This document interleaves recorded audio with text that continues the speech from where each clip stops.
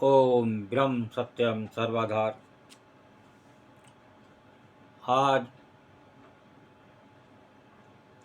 संसार में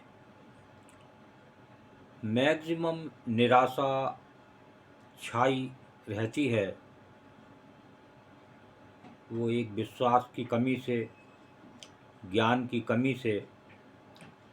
तो एक 2 मिनट का प्रसंग सुनकर फिर आनंद लेते हैं वो कबीर वाणी इस संबंध में क्या बयान कर रही है। बहुत ही सुंदर प्रसंग। हर मानव को कहीं ना कहीं निराशा जरूर दिखाई देती है जीवन में। तो देखें ऐसा क्या करें जो निराशा ना दिखाई दे। वो होता है संत के हाथों में। अपने ऊपर निराशा को कभी भी हावी मत होने दो। सबसे बड़ी बात पहली लाइन में ही, अपने ऊपर निराशा को कभी भी हावी मत होने दो।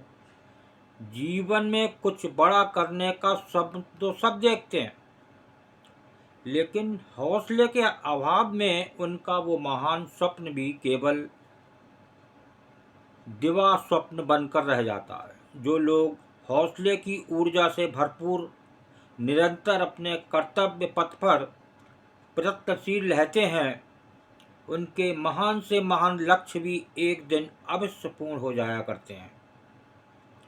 जीवन में असफलता आती है तो वो भी बहुत सारे अनुभवों को साथ लेकर आती है।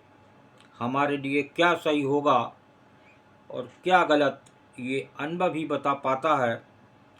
केवल शक्ति का होना पर्याप्त नहीं, अपितु शक्ति का व्यय उचित दिशा में हो, ये ज्ञान होना भी आवश्यक है। ये है खास बात। अनुभव हमारी शक्ति का अपव्यय रोक कर उसे श्रेष्ठ मार्ग में लगाने की प्रेरणा प्रदान करता है। जुनून आपसे वो भी करवा लेता है जो आप नहीं कर सकते हैं। असंभव को भी संभव करके दिखाए, इसी का नाम जुनून है। तो ऐसे जुनून के साथ लगें और निराशा को दूर करें। निराशा को हाथ ना आने दें। तो देखिए ये एक वाणी इस पर क्या बयान कर रही है। बहुत ही सुंदर वाणी। माया मोई न मन मुआ, माया मोई न मन मुआ, मर मर गया शरीर।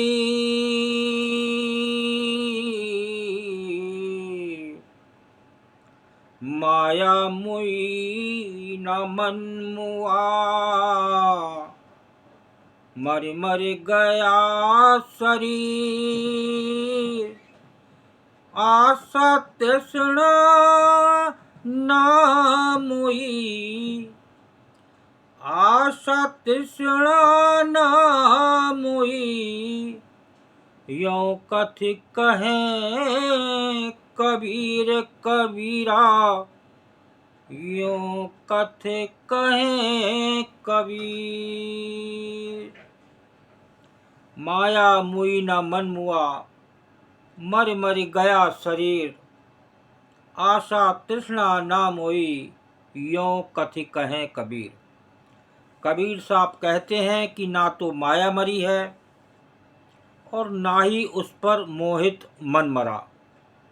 देखिए इस शरीर में जल जाता है, लेकिन वो सूक्ष्म शरीर जिसे मन कहते हैं वो नहीं मरता। जैसा आप मन बनाते हैं, प्रभु उसी मन को वैसे ही दूसरे शरीर में प्रवेश कर देते हैं।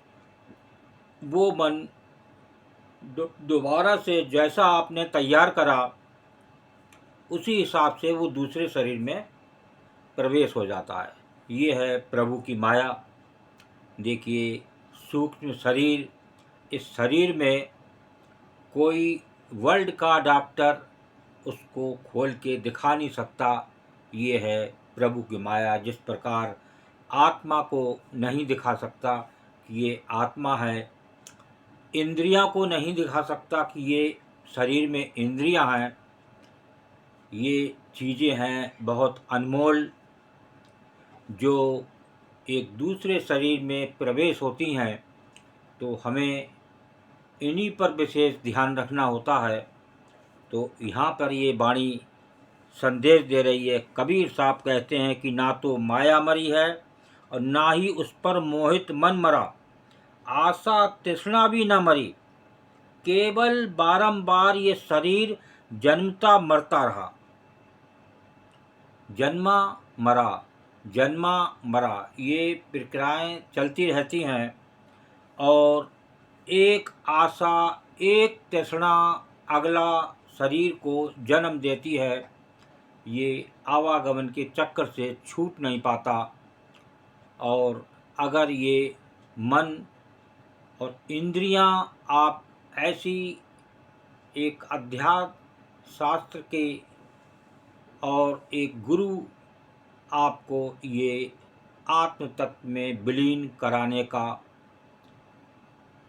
एक उपाय है, वो गुरु जो अंदर इस देह में विराजमान है।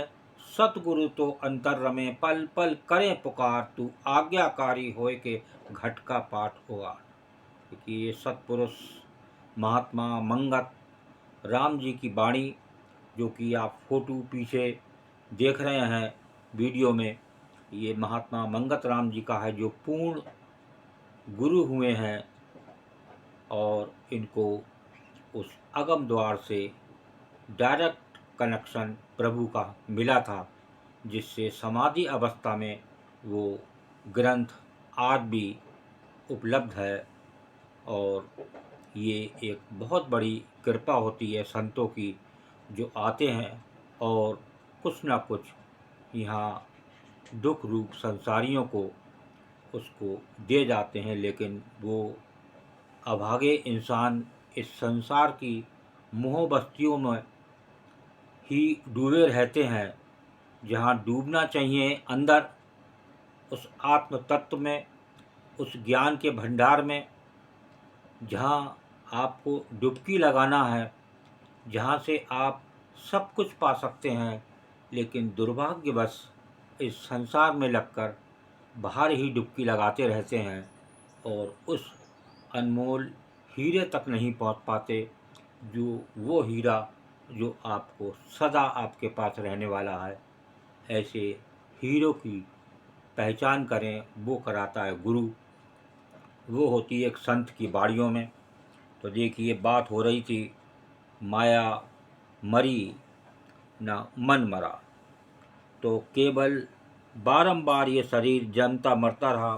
तो ऐसी अज्ञान स्थिति में जीव का कल्याण कैसे संभव है? कभी भी संभव नहीं है।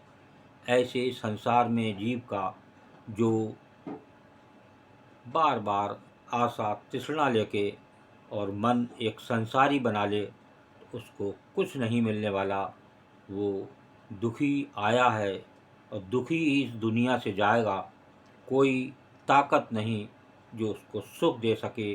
आज इतने बड़े संसार में सब सुख की तलाश में है, लेकिन दुर्भाग्यवश सब दुखी ही दिखाई देते हैं।